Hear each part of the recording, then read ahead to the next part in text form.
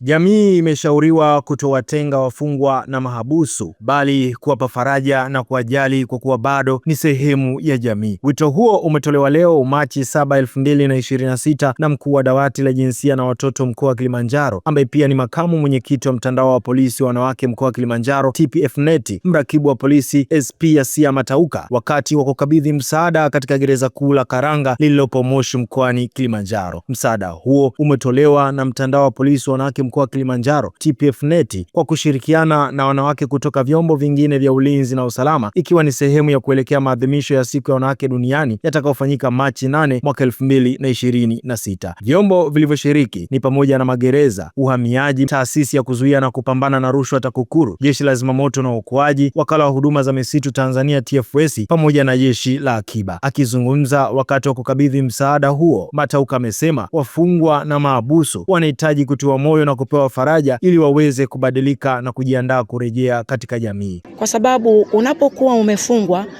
si kwamba jamii inakuwa imekutenga. Kwanza, magereza ni sehemu ya kurekebisha wale ambao wamekosea wakapatikana na hatia, wako hapa kwa ajili ya kurekebishwa. Kwa hiyo hatupaswi kuwatenga.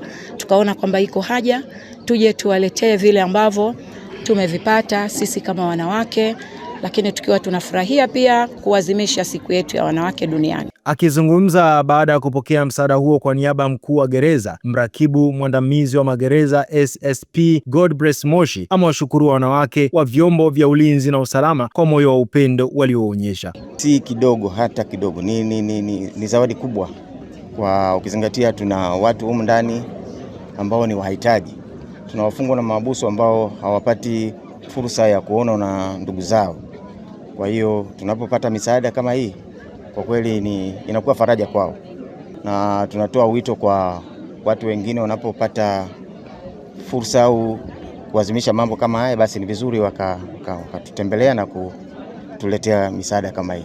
Milango iko wazi na hatuzuii mtu kuja kuleta misaada, ni kufuata taratibu tu. Naye mkuu wa gereza la wanawake la gereza kuu Karanga, mrakibu mwandamizi wa magereza SSP Eva Mbaga amevishukuru vyombo vyote vilivyoshiriki kutoa msaada huo. Mbaga ameomba jamii na taasisi binafsi kuendelea kuwaunga mkono wafungwa wanapopata fursa ya kuwasaidia ili wajione kuwa bado wana thamani kubwa katika jamii. Jamii inavyotuunga mkono, wanajisikia kupendwa na wanajisikia kwamba bado ni wa thamani katika jamii na wanaendelea kurekebika, na mwisho wa siku wakitoka wanakuwa wanafaa katika jamii. Kwa hiyo tunawashukuru sana na tunawasa jamii, watu wengine binafsi, taasisi waweze kuja.